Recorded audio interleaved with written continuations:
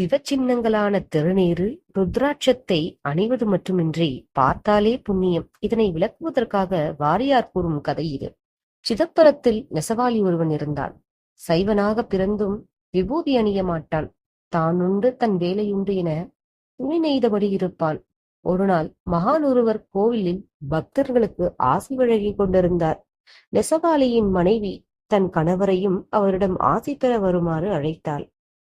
அவன் மனைவியிடம், ஏழைகளுக்கு பூஜை செய்ய நேரமேது? இருந்தால் எல்லாம் செய்யலாம். நாம் நெய்தால்தான் அடுப்பு எரியும். எனக்கு விபூதி பூச கூட நேரம் கிடையாது என்றான்.